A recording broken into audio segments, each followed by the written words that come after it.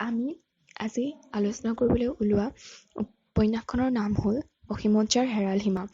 প্ৰয়াত ভুৱনমোহন বৰুৱাদেৱে ৰচনা কৰা এই উপন্যাসখন অসমীয়া সাহিত্য জগতৰ অমূল্য সম্পদ। তেখেতে কাঞ্চন বৰুৱাৰ ছদ্মনামত এই উপন্যাসখন লিখি উলিয়াইছিল। 1945 চনত প্ৰথম প্ৰকাশ পোৱা এই উপন্যাসখনৰ জনপ্ৰিয়তা আজিও হ্ৰাস পোৱা নাই আৰু ভৱিষ্যতেও হ্ৰাস নাপায়। কাহিনীটি আৰম্ভ হয় এটা সৰু সপোনৰ পৰা। বিবাহৰ বান্ধোনত বান্ধ খাব নোখোজা এজন যুৱকে বিবাহপাশত আবদ্ধ হ'ব লগা হয়। প্ৰথম 4 দিন তেওঁ ন কইনাৰ পৰা আঁতৰি থাকে, কিন্তু 4 দিনৰ পিছত সেই ন কইনাৰে তেওঁৰ মুখামুখি হয়। ইয়াৰ পিছত তেওঁৰ জীৱনৰ গতিপথ সলনি হয়। তেওঁলোকৰ জীৱনলৈ আগমন ঘটে এগৰাকী কণমানি ছোৱালীৰ। ছোৱালীজনীৰ নাম ৰাখে পখিলী।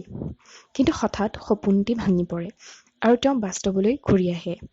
বাস্তৱলৈ ঘূৰি আহি যুৱকজনে 4 বন্ধুক তেওঁৰ সন্মুখত দেখা পায় আৰু বন্ধুক 5জনে লগ হৈ এমাহজোৰা এক কাৰ্যসূচী গ্ৰহণ কৰে অৱসৰ বিনোদনৰ বাবে।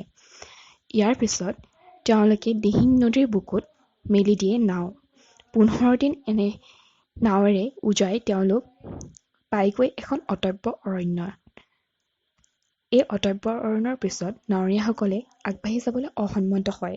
সেইবাবে 5 বন্ধুৱে নিজেই নাও মেলি দিয়ে।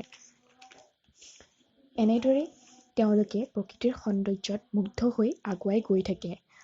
কিন্তু হঠাৎ এজাক ধুমুহা আহে। এই ধুমুহাৰ তাণ্ডৱে 5 বন্ধুৰ এজনক লৈ যায় 1300 বছৰ পুৰণি তেওঁৰ জীৱনলৈ। এই বন্ধুজনৰ পূৰ্বজন্মত ঘটা ঘটনাসমূহেই এই উপন্যাসখনৰ মূল কাহিনী। উপন্যাসখন পঢ়ি মোৰ খুব ভাল লাগে। এই উপন্যাসখন কেৱল মোৰেই নহয়, মোৰ পিতৃ আৰু মাতৃৰো প্ৰিয় উপন্যাস। আশা কৰোঁ আপোনালোকে এই উপন্যাসখন পঢ়িব। মোৰ বিশ্বাস আপোনালোকেও এই উপন্যাসখন পঢ়ি খুব ভাল পাব। আৰু মোৰ ভিডিঅ'টি লাইক, কমেণ্ট আৰু শ্বেয়াৰ কৰিবলৈ নাপাহৰিব।